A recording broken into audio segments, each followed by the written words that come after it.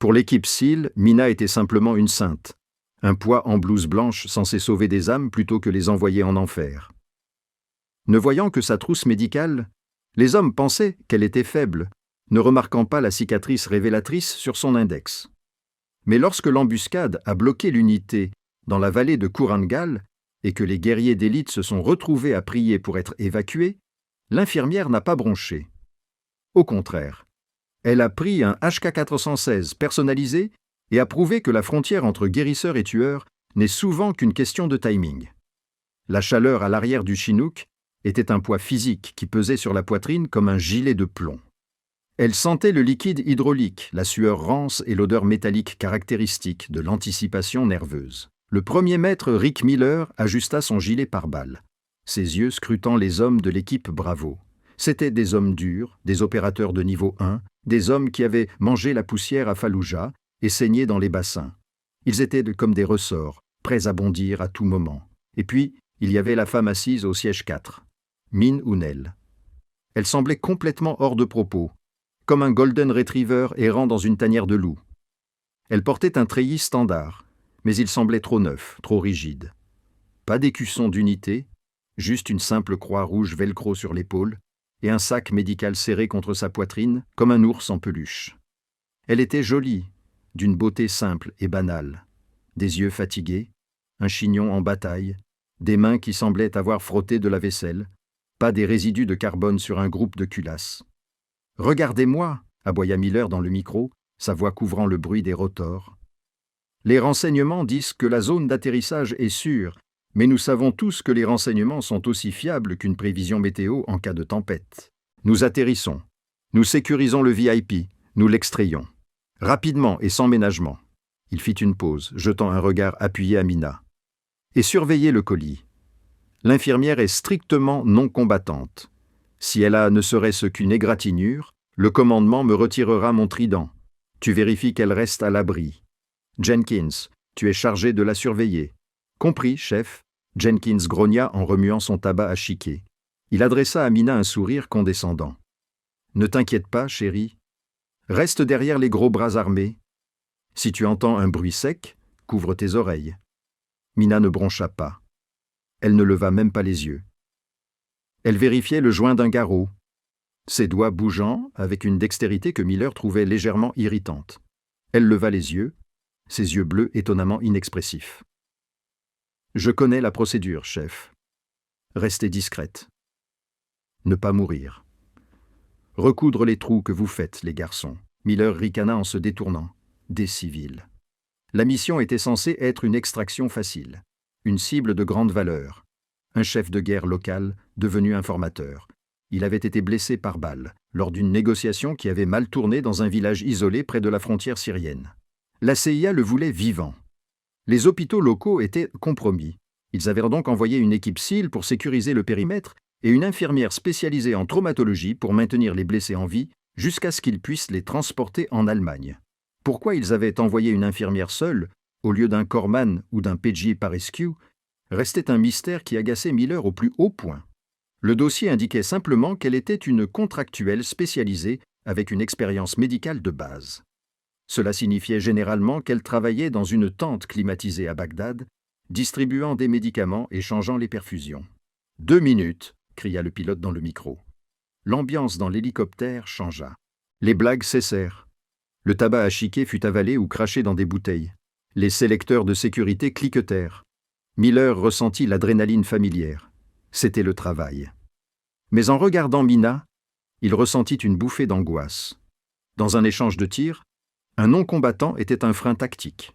Elle les ralentirait. Elle paniquerait. C'était inévitable. La zone est chaude, je répète. La zone est chaude. Nous avons des armes légères. Feu. L'hélicoptère fut secoué violemment. Un bruit semblable à celui de la grêle sur un toit en tôle retentit. Des balles ricochaient sur le fuselage. Abandonnez. Abandonnez. Nous ne pouvons pas. Le pilote répondit en criant. RPG. Accrochez-vous. Le monde se mit sens dessus-dessous. L'explosion ne fut pas un bruit. Ce fut une onde de pression qui projeta le cerveau de Miller contre l'intérieur de son crâne. Le Chinook tourna sur lui-même, l'horizon devenant un flou de terre brune et de ciel bleu. Impact, obscurité. Miller se réveilla avec un goût de cuivre dans la bouche. Sa vision était un kaléidoscope de poussière grise et d'étincelles scintillantes. Le crissement du métal déchiré était assourdissant. Il essaya de bouger, mais sa jambe gauche était coincée sous une caisse de munitions. « Répondez !» croassa-t-il en crachant de la poussière. « Situation, je suis debout !» Jenkins cria de quelque part à sa droite. « Le pilote est mort au combat. Le copilote est inconscient. Davis a les jambes cassées. Chef, je ne peux pas bouger. » Miller serra les dents et repoussa la caisse de sa jambe dans un effort surhumain. Il se remit debout en titubant. L'arrière du Chinook était déchiré comme une canette de soda. Dehors, le soleil brillait de mille feux, mais les traçantes qui traversèrent la fumée étaient indéniables. Il s'était écrasé au milieu de la place du village. C'était un piège mortel. « Contact frontal !» hurla Jenkins en ouvrant le feu avec sa mitrailleuse MK-48. Le bruit sourd et lourd de l'arme procura un bref moment de réconfort, mais il fut couvert par les tirs de riposte. Des AK-47, des PKM, ils étaient au moins 30. « Où est l'infirmière ?» cria Miller en tirant 2 rafales contrôlées sur une ombre qui bougeait sur un toit. « Je ne sais pas. Elle était à l'arrière. » Le cœur de Miller se serra. Elle était morte. Forcément. Il scruta l'épave. La queue de l'appareil s'était détachée. Il aperçut une silhouette qui rampait dans la fumée. C'était elle. Mina traînait le lourd sac à dos médical d'une main, le visage maculé de graisse et de sang. Elle ne criait pas. Elle ne pleurait pas. Elle avançait en rampant comme un crabe vers un tas de gravats qui offrait une meilleure couverture que le fuselage ouvert. « Mets-toi à l'abri !» lui cria Miller. Elle l'ignora. Au lieu de se réfugier derrière le mur, elle attrapa le col du copilote inconscient et le traîna, un homme qui pesait 36 kilos de plus qu'elle, derrière la barrière en béton. Miller fut impressionné malgré lui. « L'adrénaline », pensa-t-il. Les mères soulèvent des voitures pour sauver leur bébé.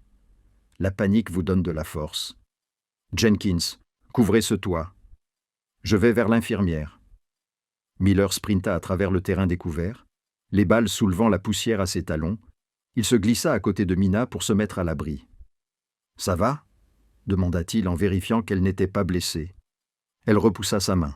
« Je vais bien. »« Cet homme a un pneumothorax. Je dois lui faire une ponction. Nous n'avons pas le temps de l'opérer, madame. Nous sommes encerclés. Si je ne décompresse pas sa poitrine, il mourra dans 2 minutes, dit-elle. Sa voix était d'un calme terrifiant. Ce n'était pas le calme du choc. C'était le calme d'une bibliothécaire tamponnant un livre. Elle déchira la combinaison de vol du pilote, localisa le 2e espace intercostal et enfonça une aiguille de calibre 14 dans sa poitrine. Un sifflement d'air s'échappant s'ensuivit. Le pilote haleta, reprenant des couleurs. « Bien, marmonna-t-elle. » Puis elle regarda Miller. « Où est le périmètre ?»« Il n'y a pas de périmètre, » rétorqua Miller en rechargeant son arme. « Il n'y a que nous. Davis est à terre. Le pilote est mort et Jenkins est à court de munitions. Nous devons tenir cette position jusqu'à l'arrivée du soutien aérien, qui est à 20 minutes. » Comme si c'était prévu, un RPG siffla au-dessus de leur tête, explosant contre les restes de l'hélicoptère. Jenkins hurla. « Jenkins est touché !» Miller cria. Il regarda Miller. « Restez ici. Garde la tête baissée. » Miller s'est déplacé pour neutraliser l'ennemi, mais son fusil a cliqueté, vide. Il a cherché un chargeur, vide. Il a tapoté son équipement. Il avait épuisé son chargement immédiat. Merde! Il a regardé les débris. Il y avait des chargeurs de rechange dans l'hélicoptère, mais le terrain découvert était balayé par les tirs de mitrailleuse d'un camion technique qui venait de s'arrêter à 200 mètres de là. Une mitrailleuse lourde DSHK détruisait leur couverture. Des éclats de béton pleuvaient sur eux. « On ne peut pas bouger !» cria Miller dans sa radio. « Bravo, Actual à Overlord. On est coincé. Des blindés lourds approchent. » Il regarda Mina. Elle en avait fini avec le pilote. Elle s'essuyait les mains sur son pantalon. Elle regarda le camion technique. Puis elle regarda l'arme de poing du pilote mort. Puis elle regarda Miller. « Chef, dit-elle, cette DSHK va réduire cette couverture en gravier dans environ 30 secondes. « Je sais » cria Miller en sursautant lorsqu'une balle frappa à quelques centimètres de sa tête. « Je ne peux pas tirer. L'angle est mauvais. » Mina fouilla dans sa trousse médicale. Miller pensa qu'elle cherchait de la morphine pour se suicider avant la fin. Au lieu de cela, elle sortit quelque chose enveloppé dans un tissu bleu stérile. Ce n'était pas un scalpel. C'était un silencieux. Un silencieux à filetage robuste. « Qu'est-ce que c'est que ça ?» demanda Miller. Elle ne répondit pas. Elle rampait jusqu'à l'endroit où Davis gisait en gémissant. Davis avait un DMR, un fusil de précision, un MK-12. Il était trop blessé pour l'utiliser. « Mina, recule !» Miller hurla. Elle l'ignora. Elle prit le fusil des mains molles de Davis. Elle vérifia la chambre. Elle vissait le silencieux sur le canon avec une aisance acquise par l'habitude. Elle ajusta les tourelles de la lunette. Clic, clic, clic, le vent souffle fort, de gauche à droite. 10 mètres par heure, marmonna-t-elle. Distance, 300 mètres. Élévation. Miller la fixait. Pose ça. Tu ne sais pas comment faire. Mina changea de position. Elle ne tenait pas le fusil comme une novice.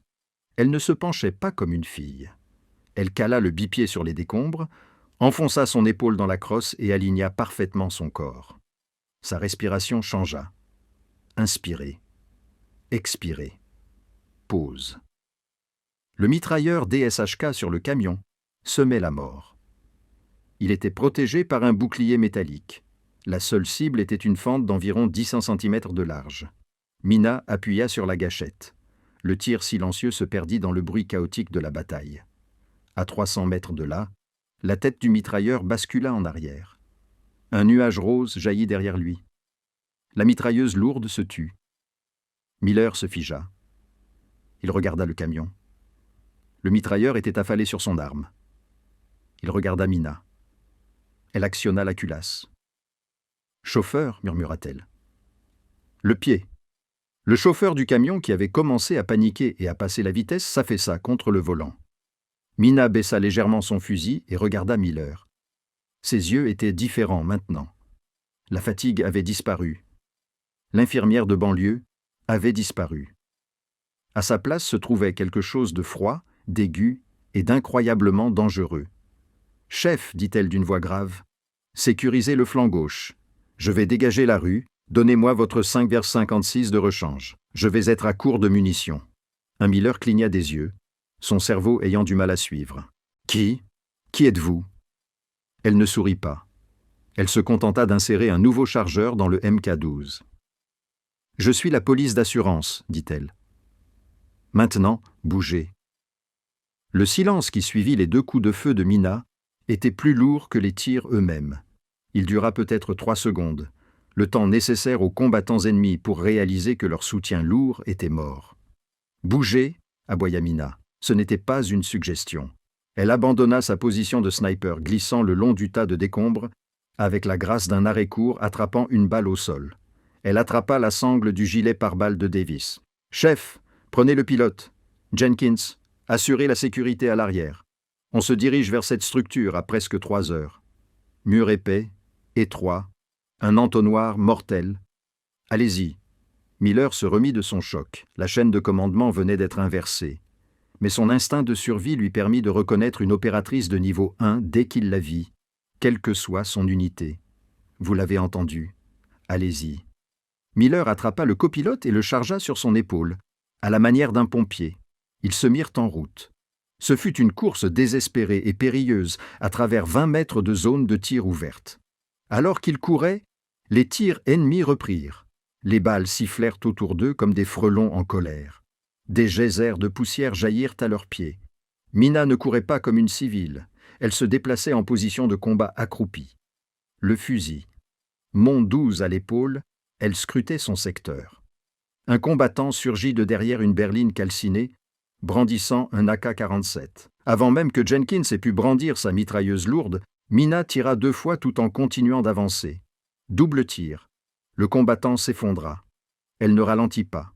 Ils enfoncèrent la porte en bois pourri d'un complexe en briques de terre crue. Il faisait sombre, ça sentait la chèvre et le tabac rassis. « C'est libre à gauche !» cria Mina. « C'est libre à droite !» répéta Jenkins, la voix légèrement tremblante. Miller jeta le pilote dans un coin et se retourna, arme levée couvrant la porte. « Jenkins, Barricade cette entrée. Utilise les débris. Yum.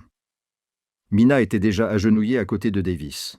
Le seau était pâle, sa jambe tordue dans un angle répugnant, l'os menaçant de percer la peau. Il était en état de choc. « De la morphine », dit Mina en ouvrant sa trousse de secours. Ses mains, qui quelques instants auparavant avaient exécuté 3 hommes avec une précision chirurgicale, étaient désormais douces. Elle injecta le produit dans la cuisse de Davis. « Tout va bien se passer, Davis. Je vais remettre l'os en place. Mordez là-dessus. » Elle enfonça un rouleau de gaz dans sa bouche. D'un geste rapide et brutal, elle réaligna la jambe.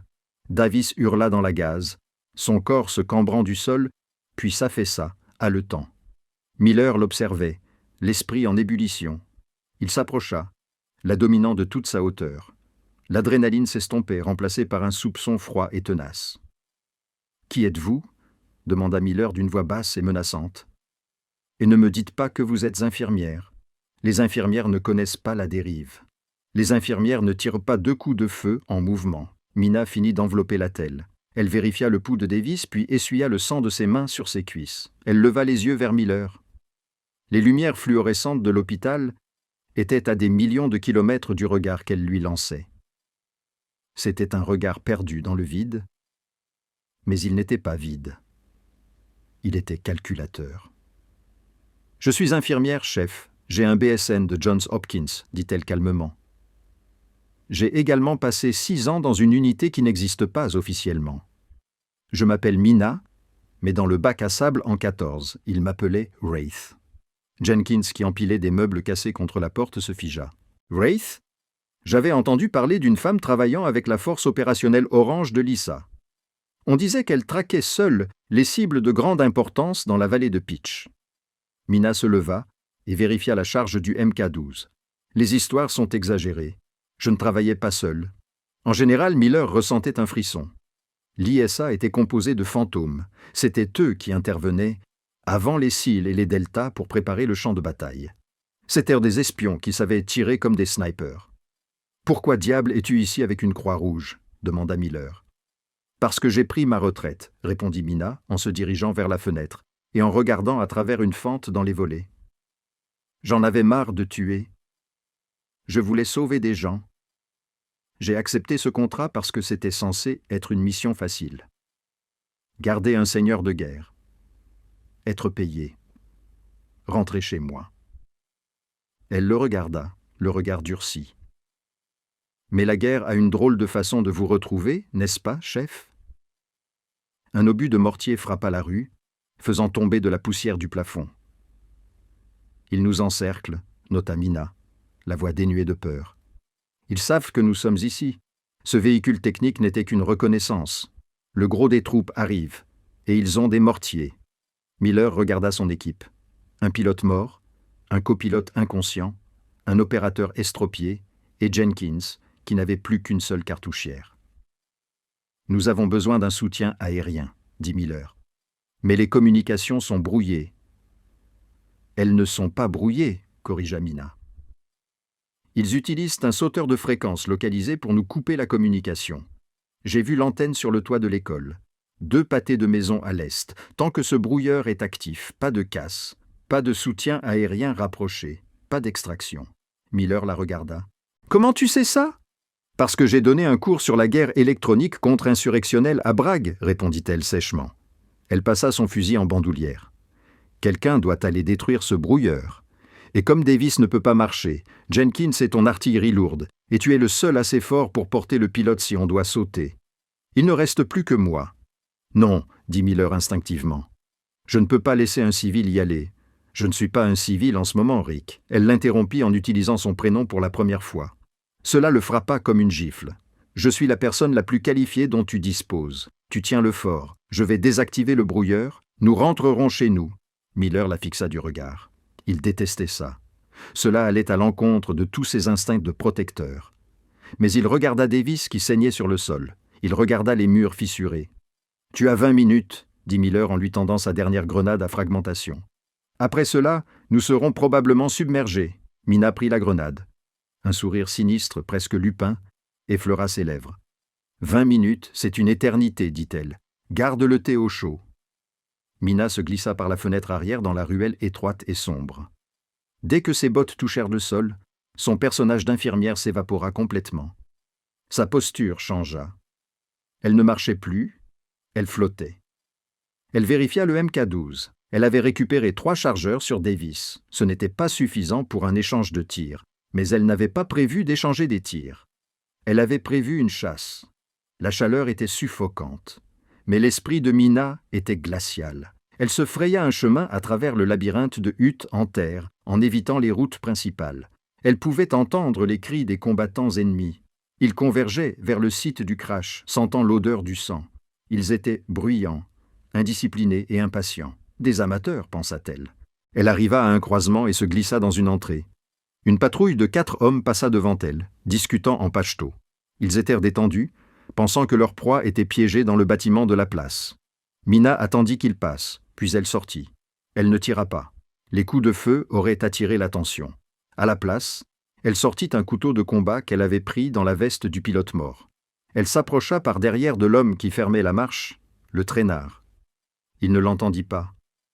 Elle lui couvrit la bouche de la main et enfonça la lame à la base de son crâne, sectionnant le tronc cérébral. Il s'affaissa instantanément. Elle le traîna dans l'ombre. C'était un travail brutal. C'était un travail sordide. C'était le genre de travail qui l'avait poussée à quitter l'armée et à s'inscrire dans une école d'infirmière, désespérée de laver le sang de son âme. Mais à ce moment-là, les âmes de ces hommes dans la hutte dépendaient de sa capacité à être un monstre une dernière fois. Elle atteignit l'école. C'était un bâtiment en béton de 2 étages, la structure la plus haute du village.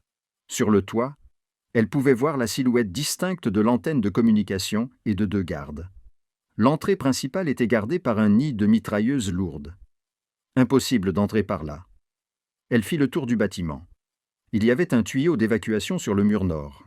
Il était rouillé et précaire, mais il menait à un balcon au 2e étage. Mina passa le fusil sur son dos et commença à grimper. Ses muscles brûlaient.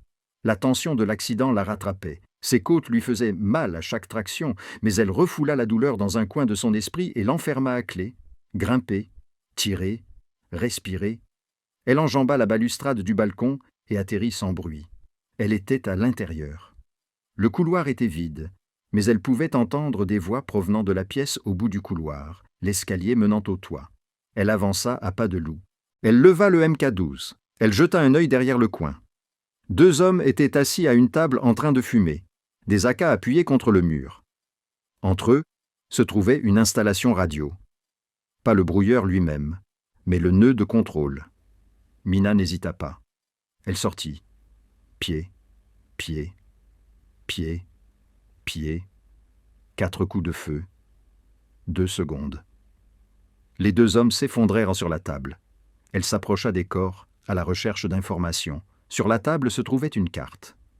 Elle y jeta un coup d'œil et son sang se glaça. Il ne s'agissait pas seulement d'une milice locale. Les marques sur la carte indiquaient une embuscade coordonnée. Ils connaissaient la trajectoire de vol. Ils attendaient. C'était un piège. « Une taupe », murmura-t-elle. Elle saisit le combiné radio. Elle pouvait entendre les conversations du commandant ennemi. Il dirigeait les tirs de mortier. Ajustez le tir de 100 mètres vers le nord. Lâchez-le sur le toit. Ils se concentrèrent sur la position de Miller. Miller appuya sur le bouton du micro et parla dans un PTO parfait, imitant le ton paniqué d'un subordonné affolé. « Commandant, commandant, nous sommes attaqués à l'école. Les Américains sont là. Ils nous prennent à revers par l'est. Nous avons besoin de renforts immédiatement. » Il y eut un silence au bout du fil, puis un cri confus. « Quoi ? Les Américains sont coincés sur la place ? Non, c'est une diversion. Ils sont ici. Ils sont des centaines. Aidez-nous. » Mina hurla dans le micro, puis tira 3 coups de feu dans le plafond pour simuler une fusillade. Elle fracassa la console radio avec la crosse de son fusil. La confusion. C'était désormais son arme.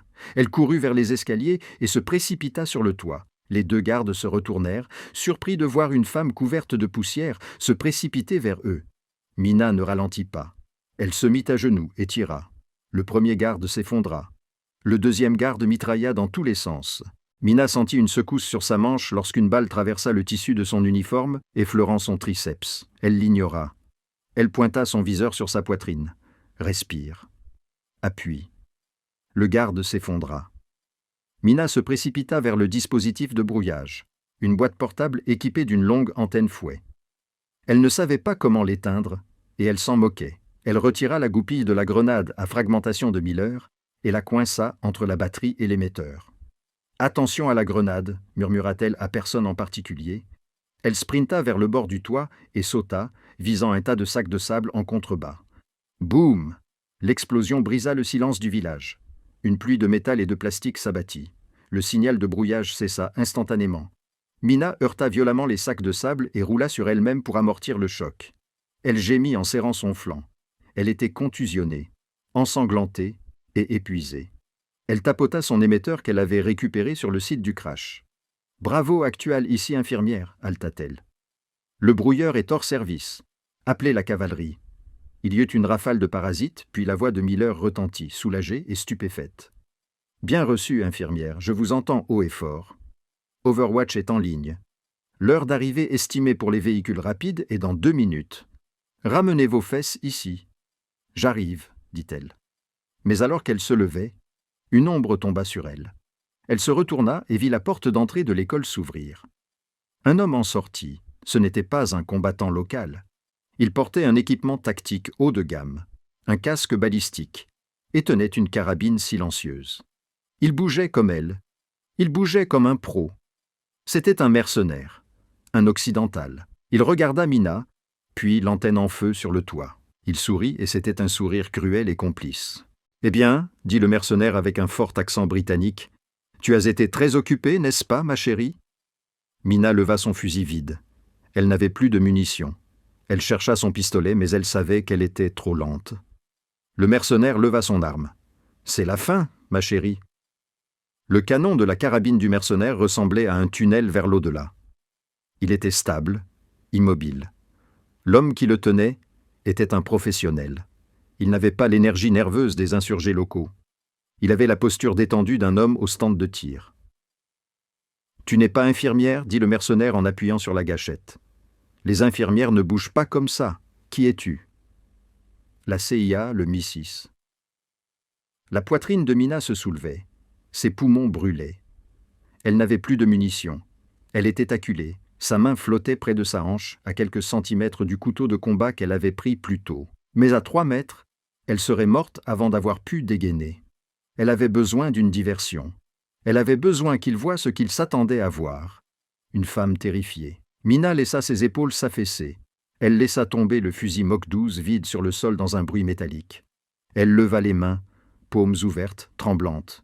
Elle écarquilla les yeux, forçant les larmes à monter. « S'il vous plaît » sanglota-t-elle, la voix aiguë, se brisant dans une hystérie feinte. « Je ne suis qu'une contractuelle. Je voulais juste l'argent. Ne me tuez pas !» Le mercenaire cligna des yeux. Pendant une fraction de seconde, le prédateur en lui se détendit. L'évaluation de la menace dans son cerveau la fit passer du statut d'opératrice à celui de civile. Il abaissa le canon de son arme de 5 centièmes. Un sourire narquois se dessina sur ses lèvres. Pathétique. Je pensais que tu étais 5 centimètres. C'était tout ce dont elle avait besoin. Mina ne se jeta pas sur lui. Elle se laissa tomber.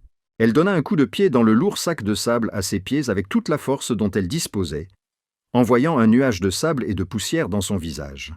Bang! Le mercenaire tira à l'aveuglette, les balles sifflant dans l'air à l'endroit où se trouvait sa tête une fraction de seconde auparavant. Mina roula vers l'avant, se retrouvant à l'intérieur de sa garde. Elle ne chercha pas à lui prendre son arme. Elle visa sa gorge. Elle enfonça la paume de sa main dans son menton, lui faisant basculer la tête en arrière. Il grogna, trébucha, mais continua à tenir fermement son fusil. Il balança la crosse, frappant Mina dans les côtes. La douleur était aveuglante. Elle sentit quelque chose se briser. Elle goûta le sang. Elle heurta violemment le sol.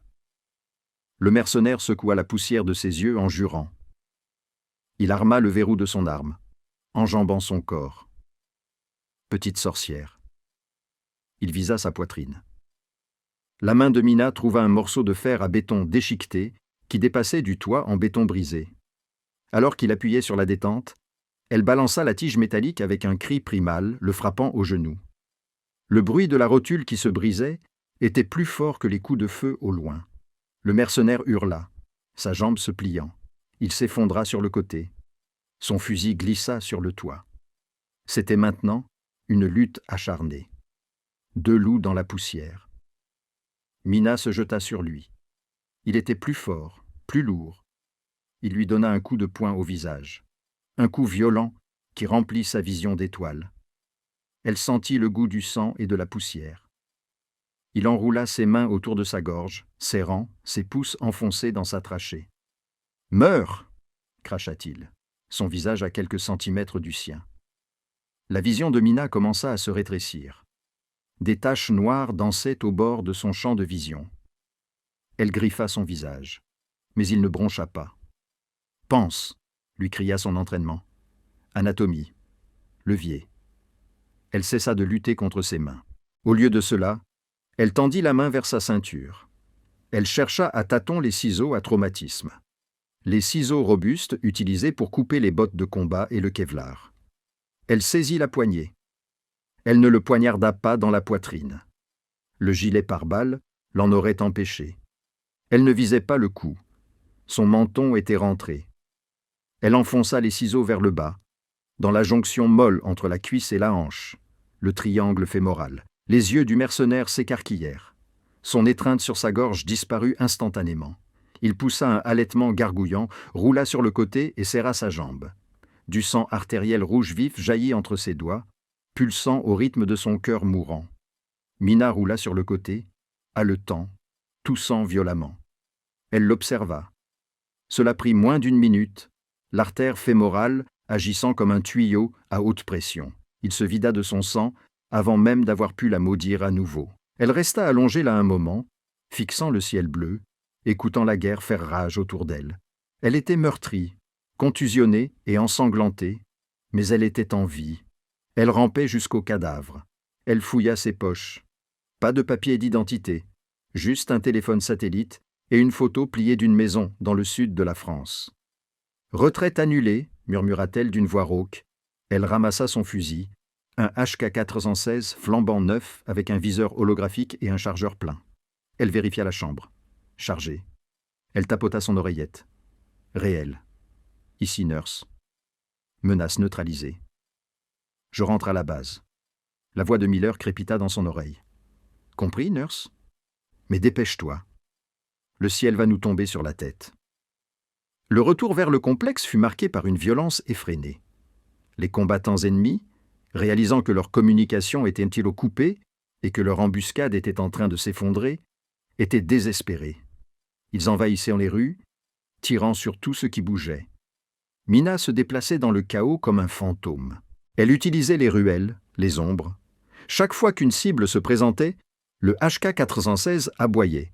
Double tir, déplacement, double coup, déplacement. Elle était à 2 pâtés de maison de la position de Miller lorsque le bruit changea. Le crépitement des armes légères fut couvert par un bruit sourd et déchirant dans le ciel. On aurait dit une toile déchirée par les mains de Dieu. Des engins rapides. 2 F-16 Viper hurlèrent au-dessus de leur tête, virant brusquement. Ils volaient si bas que Mina pouvait voir les rivets sur les ailes. « Bonne chasse !» marmonna-t-elle. Les jets se stabilisèrent. Un instant plus tard, la terre trembla. 2 bombes de 500 livres s'abattirent sur les positions de mortiers ennemis au nord du village. L'explosion fut comme un coup de poing dans le ventre. Un énorme nuage de poussière et de débris s'éleva comme un champignon, bloquant le soleil. Mina profita de la confusion pour sprinter à travers la dernière rue dégagée. Elle plongea à travers la porte brisée du complexe et atterrit en tas au pied de Miller. « Tu es en retard », grogna Miller, même si le soulagement dans ses yeux était évident. Il se baissa et la releva. « La circulation était horrible », dit Mina en vérifiant son équipement.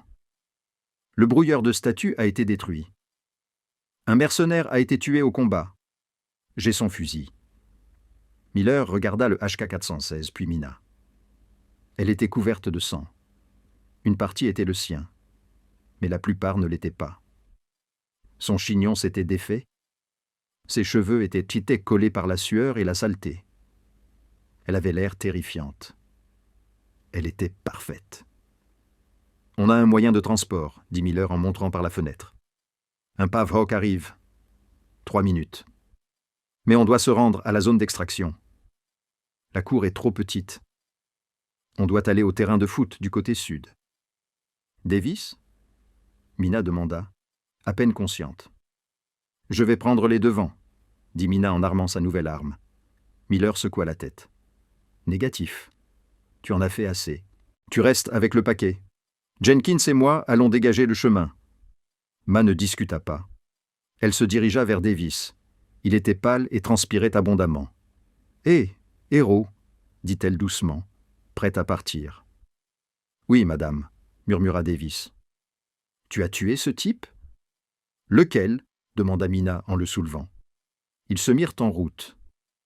L'équipe était un organisme meurtri et boiteux. Miller et Jenkins en tête, dressant un mur de haine avec leurs mitrailleuses.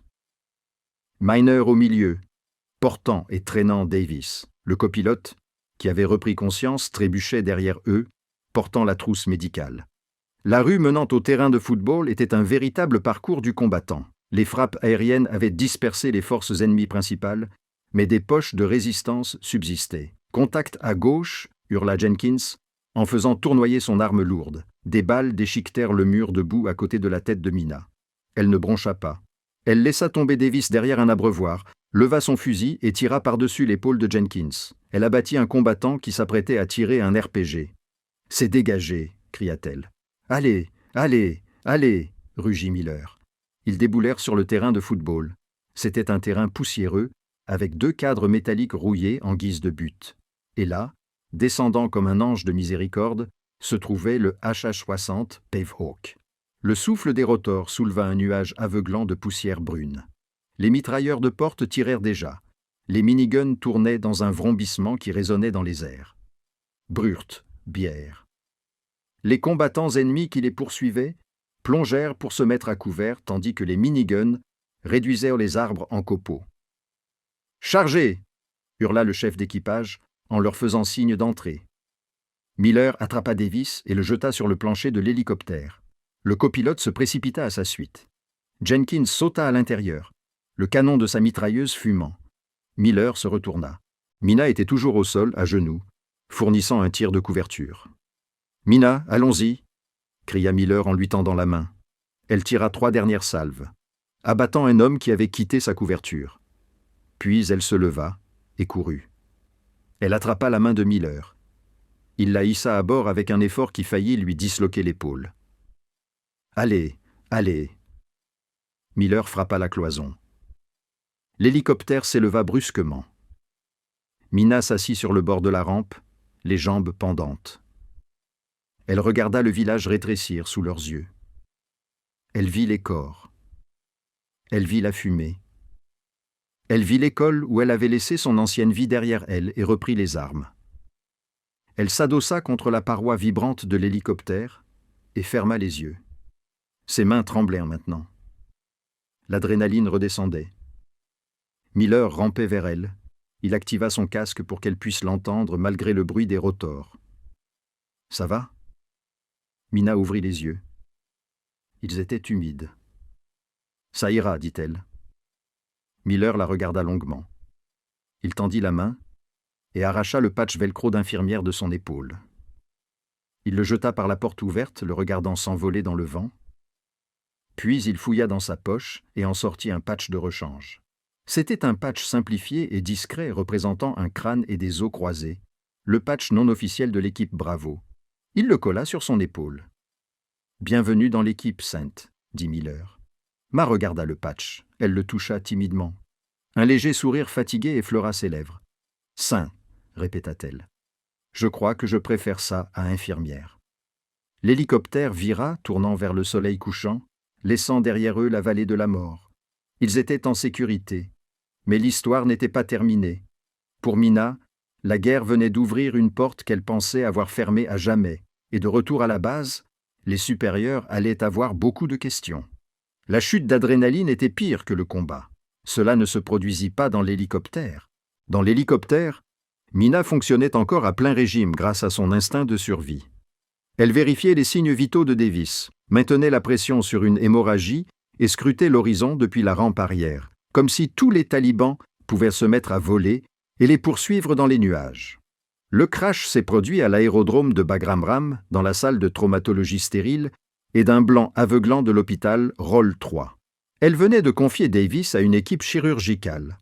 Au moment où les portes de la civière se refermèrent, la séparant des hommes avec lesquels elle avait versé son sang, ses genoux se dérobèrent sous elle. Elle glissa le long du mur, son dos laissant une traînée de graisse et de sang séché sur la peinture blanche immaculée. Elle regarda ses mains. Elles tremblaient si violemment qu'elle ne pouvait les joindre. C'était le tremblement du combat, la décharge sémantique d'un système nerveux qui avait fonctionné à plein régime pendant 4 heures d'affilée. Maman, un jeune policier militaire se tenait devant elle. Il semblait terrifié par elle. Maman, je dois vous demander de me suivre. Vous ne pouvez pas rester ici. Mina leva les yeux. Mon patient, les cils sont en débriefing. Vous allez être séparés. Le mot resta suspendu dans l'air, comme une sentence. Séparés. Cela signifiait qu'elle ne faisait plus partie de l'équipe. Elle était à nouveau un handicap. Une civile qui avait enfreint les règles. D'accord. Mina murmura. Elle se leva, les jambes lourdes comme du plomb. Passez devant. Ils ne l'emmenèrent pas à la caserne.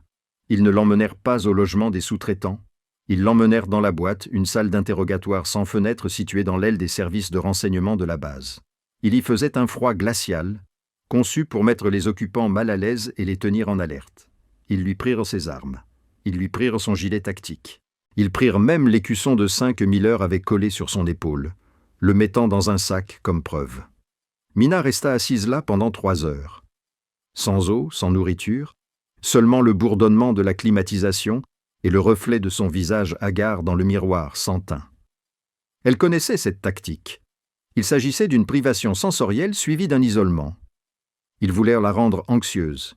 Ils voulaient qu'elle pense qu'elle avait des ennuis afin qu'elle se montre coopérative lorsque les questions commenceraient. Elle ferma les yeux et se concentra sur sa respiration. Inspirer pendant 4 temps, retenir pendant 4 temps, expirer pendant 4 temps. C'était la même technique qu'elle utilisait avant un tir de sniper. Elle fonctionnait tout aussi bien pour survivre à la bureaucratie. La serrure cliqua. 2 hommes entrèrent. Le premier était un commandant de la marine avec un insigne JAG Corps. Il était grand, mince et semblait repasser ses chaussettes. Son badge indiquait « Sterling ». Il portait un ordinateur portable et affichait un air de profonde désapprobation. Le deuxième homme était différent. Il portait un costume qui coûtait plus cher que la voiture de Mina. Il n'avait pas de badge. Il n'avait pas d'uniforme. Il se déplaçait avec la grâce prédatrice d'un homme qui s'appropriait la pièce avant même d'y entrer. C'était l'agence, la division des activités spéciales de la CIA. Mademoiselle O'Connell, commença Sterling sans prendre la peine de s'asseoir. Il resta debout, la dominant de toute sa hauteur pour maximiser le rapport de force. « Je suis le commandant Sterling, CP du juge avocat général. Voici M. Henderson. Nous enregistrons cette session. » Mina ne dit rien. Elle se contenta de les observer. « Comprenez-vous pourquoi vous êtes ici ?» demanda Sterling. « J'imagine que cela a quelque chose à voir avec les 7 cadavres retrouvés dans la vallée de Korangal, » répondit Mina d'une voix rauque mais ferme. Sterling cligna des yeux, s'attendant clairement à un déni ou à des larmes. « Admission notée. Mademoiselle O'Neill, votre contrat avec le ministère de la Défense est strictement non combattant. Vous êtes une spécialiste médicale.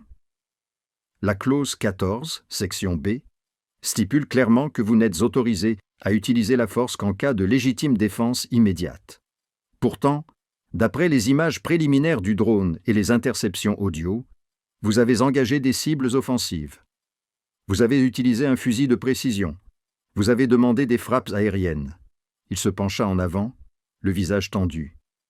Vous avez exécuté une cible neutralisée sur le toit d'une école. C'est un crime de guerre, mademoiselle O'Connell. C'est un meurtre.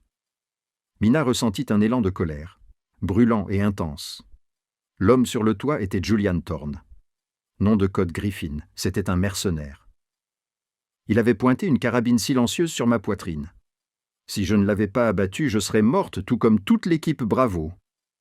Griffin détenait des informations cruciales.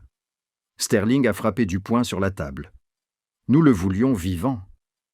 Vous lui avez sectionné l'artère fémorale avec des cisailles à traumatisme. Cela suggère un niveau de précision anatomique et de létalité qui va bien au-delà de la légitime défense. M. Henderson, l'homme en costume, a finalement pris la parole. Sa voix était douce, texturée comme du gravier enveloppé de velours. « Sterling a raison au sujet de la technique, Mina », a dit Henderson en tirant une chaise et en s'asseyant en face d'elle. Ce n'était pas un meurtre commis dans un accès de panique. C'était un meurtre professionnel. C'était l'œuvre de Wraith. La pièce devint silencieuse. Mina regarda Henderson. « Wraith est morte. Je l'ai enterrée il y a 3 ans. » « Vraiment ?» Henderson ouvrit un dossier en papier craft. « Parce que la façon dont vous avez démantelé ce dispositif de brouillage, la façon dont vous vous êtes coordonné avec le F-16, cela ne ressemblait pas à une infirmière de banlieue. Cela ressemblait à la femme qui a piraté le réseau Akani en 2014. » Henderson fit glisser une photo sur la table. C'était une photo de surveillance granuleuse de Mina sur le toit, tenant le HK-416, debout au-dessus du corps de Griffin. « Nous avons un problème, Mina. » Henderson dit. « Le gouvernement britannique pose des questions sur son citoyen, M. Thorne. Le ministère de la Défense demande pourquoi une infirmière dirigeait une équipe SEAL. Sterling veut vous accuser d'avoir enfreint les règles d'engagement et vous retirer votre licence d'infirmière. Peut-être même t'envoyer à Leavenworth. » Mina se pencha en arrière, croisant les bras. « Alors, quel est le plan ? Tu n'es pas venu ici pour me lire mes droits. Tu es venu ici pour conclure un accord. » Henderson sourit. Ce n'était pas un sourire agréable, intelligent, comme toujours. « Nous pouvons faire disparaître les accusations, » dit Henderson. « Nous pouvons classer les images. Nous pouvons qualifier Griffin de combattant ennemi tué au combat. Mais rien n'est gratuit. »« Je ne retournerai pas à la ferme, » répondit Mina instantanément. « Je ne travaillerai plus pour l'agence. »« Tu le fais déjà, » rétorqua Henderson. « Tu ne l'as simplement pas encore admis. Tu penses pouvoir retourner faire des opérations chirurgicales dans l'Ohio après ça ? Tu penses pouvoir parler à tes voisins de leurs problèmes d'entretien de pelouse, alors que tu sais ce que c'est que de tenir tête à une centaine d'insurgés ?» Il se pencha vers elle. « L'infirmière n'est plus là, Mina. Le feu l'a consumée. Tu es l'une des nôtres. Tu es une prédatrice. Et nous avons beaucoup de loups à chasser. » Avant que Mina n'ait pu répondre, la lourde porte en acier de la salle d'interrogatoire ne s'ouvrit pas simplement. Elle claqua contre le butoir dans un bruit assourdissant. « Dégagez de mon chemin !» Le premier maître Rick Miller entra en boitant dans la pièce. Il était équipé de béquilles. Son pied droit était recouvert d'une lourde botte de marche. Il portait son uniforme bleu, mais sa cravate était défaite, et ses yeux étaient injectés de sang. Derrière lui, 2 policiers militaires tentèrent de l'arrêter, mais Jenkins, le grand et terrifiant Jenkins, bloquait le couloir, les bras croisés, silencieux, mettant la police au défi d'essayer de le déplacer. « Chef Miller, » bredouilla Sterling en rougissant, « il s'agit d'un débriefing classifié. Vous avez reçu l'ordre direct de rester à l'infirmerie et vous avez reçu l'ordre direct de ne pas harceler mon opérateur. » Miller grogna en boitant vers la table. Il jeta une lourde pile de documents devant Henderson. « Qu'est-ce que c'est ?» demanda Henderson imperturbable. « Les rapports d'après-action, » dit Miller d'une voix dure. « Signés par moi, signés par Jenkins, signés par Davis depuis son lit d'hôpital et signés par le pilote. » Miller pointa du doigt Sterling. Ce rapport indique que Mina O'Connell a été nommée adjointe en vertu de l'article 9 du manuel de commandement sur le terrain, circonstances urgentes. Il indique que la chaîne de commandement a été rompue en raison d'une incapacité et que l'autorité de commandement a été transférée à la personne la plus qualifiée sur le terrain. « C'est absurde, » ricana Sterling. « Une infirmière ne peut pas assumer le commandement d'un peloton SEAL. »« Elle n'était pas infirmière, » dit Miller en regardant Mina avec une fierté farouche. « Elle était contrôleuse aérienne avancée et chef tactique, et elle a sauvé la vie de chacun d'entre nous. Si vous essayez de la poursuivre, si vous essayez de mettre ne serait-ce qu'une seule tache noire sur son dossier, je réduirai ce commandement en cendres. » Sterling rit nerveusement. « Chef, faites attention, cela ressemble à une menace. »« C'est une promesse, » dit Miller en s'appuyant sur ses béquilles. « J'irai voir la presse, j'irai voir CNN. Je leur dirai que la CIA a envoyé une femme seule dans un moulin à viande avec de mauvaises informations et que lorsqu'elle a accompli un miracle, vous avez essayé de la mettre en prison. Comment pensez-vous que cela passera au journal télévisé de 18h, Henderson ?» La pièce redevint silencieuse. La menace était nucléaire. Les retombées en termes de relations publiques seraient catastrophiques pour l'agence et la marine. Henderson regarda Miller. Il regarda les documents. Puis il regarda Mina. Il se mit à rire, un rire grave et sec. « Vous, les Navy Seals ?» Henderson secoua la tête, se leva et boutonna sa veste. Tellement dramatique et tellement loyaux. Il prit le dossier sur la table et le glissa sous son bras. « Sterling, abandonnez les poursuites, classez le dossier. »« Mais monsieur, » protesta Sterling. « J'ai dit « abandonnez », rétorqua Henderson d'une voix glaciale. « L'incident de Korangal n'a jamais eu lieu. C'était un accident d'entraînement. Griffin est mort de cause naturelle. Plus précisément, d'une chute soudaine de tension artérielle causée par son idiotie. » Henderson se dirigea vers la porte puis s'arrêta. Il se retourna vers Mina. « Vous avez de bons amis, Mina. C'est rare dans notre métier. » Il fouilla dans sa poche et en sortit une petite carte de visite noire mat. Elle ne comportait ni nom, ni logo, juste un code QR crypté et un numéro de téléphone. L'offre tient toujours. Henderson dit « Le monde devient de plus en plus sombre. Nous avons besoin de gens qui peuvent voir dans le noir. Si jamais tu en as marre d'être une héroïne, viens devenir un fantôme. » Il sortit. Sterling leur lança un regard noir, attrapa son ordinateur portable et se précipita à la poursuite du fantôme. Mina et Miller se retrouvèrent seuls dans la pièce froide. Miller poussa un long soupir douloureux et s'affala dans la chaise que Sterling venait de quitter. Il grimaça en se frottant la jambe blessée. « Ça va, chef ?» demanda Miller d'une voix douce. « Ma cheville me fait souffrir comme un rythme disco, et je pense que je viens de gâcher mes chances de devenir chef senior. » Miller grommela. Mais il leva les yeux, et un sourire illumina son visage. Ça en valait la peine. « Tu as menti dans ce rapport ?» dit Mina. « L'article 9 ne s'applique pas aux sous-traitants. Je suis un Navy SEAL, Mina. Je mens pour gagner ma vie. Je casse des choses et je protège mon équipe. » Il fouilla dans sa poche. En parlant de l'équipe, il en sortit un petit objet. C'était l'écusson velcro de son uniforme, celui que les policiers militaires avaient remis dans un sac. Il l'avait volé. Il le fit glisser sur la table. À côté, il plaça un nouvel écusson. C'était l'insigne de l'équipe Bravo, un plongeur squelettique. Mais quelqu'un, probablement Jenkins, avait pris un marqueur noir et dessiné un petit halo blanc sur le crâne. Les garçons votèrent. Miller dit « On ne peut pas t'appeler Wraith, c'est ton ancienne vie. Et on ne peut pas t'appeler infirmière, parce que les infirmières ne tirent pas 2 fois sur les mercenaires. » Miller prit le nouvel écusson. Il était rugueux et réel sous ses doigts. « Saint, murmura-t-elle. « Saint, confirma Miller. Parce que tu as accompli un miracle, mais tu as dû traverser l'enfer pour y parvenir. » Mina se leva. Elle prit la carte noire que Henderson avait laissée et la glissa dans sa poche. Puis elle prit l'écusson et le serra dans sa main. Elle regarda Miller. La fatigue était toujours là, mais la peur avait disparu.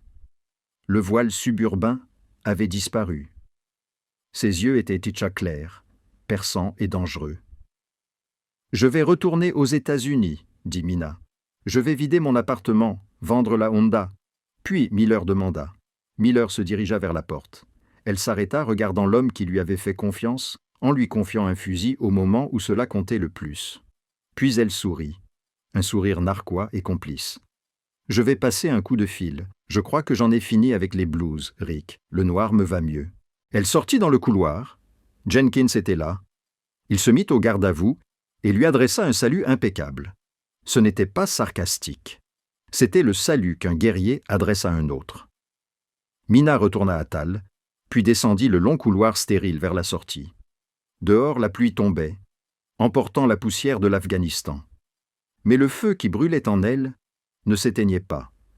Il ne faisait que s'allumer. Mina O'Connell sortit de la base aérienne de Ramstein sous la pluie froide allemande. Elle n'avait plus de sac médical sur l'épaule. Elle portait un sac de voyage contenant du matériel tactique. Elle s'arrêta à la porte et leva les yeux vers le ciel gris. Un avion de transport décollait, virant vers l'est, retournant vers le désert, retournant vers le combat. Elle sortit son téléphone et composa le numéro inscrit sur la carte noire. « C'est O'Connell, » dit-elle lorsque la ligne fut ouverte. « Je suis partante. » L'infirmière était morte dans la vallée de Korangal. La guerrière était née à nouveau. Et quelque part dans les coins sombres du monde, où les hommes mauvais faisaient de mauvaises choses, une nouvelle peur était sur le point de s'installer. Ils ne la verraient pas arriver. Ils ne l'entendraient pas. Ils prieraient simplement pour ne jamais rencontrer la sainte. Voici l'histoire de Mina Saint-O'Connell, l'infirmière qui a rappelé au monde que l'arme la plus dangereuse sur le champ de bataille n'est pas un missile ou une mitrailleuse. C'est un être humain animé par la volonté de se battre. Cette histoire s'inspire des véritables héros méconnus du corps médical et des agents secrets de l'ISA, prouvant que l'héroïsme ne porte pas toujours un uniforme, mais laisse toujours une empreinte. Si cette histoire vous a fait battre le cœur, rendez-moi service. Cliquez sur le bouton « J'aime ». Cela aide l'algorithme à trouver d'autres patriotes comme vous. Laissez un commentaire ci-dessous. Pensez-vous que la CIA a planifié l'embuscade pour la tester? Et surtout, abonnez-vous et cliquez sur l'icône en forme de cloche. La semaine prochaine, nous couvrirons l'histoire classifiée d'un équipage de chars qui a repoussé un bataillon entier pendant 3 jours. Vous ne voulez pas manquer ça. Restez dangereux, tout le monde. À bientôt.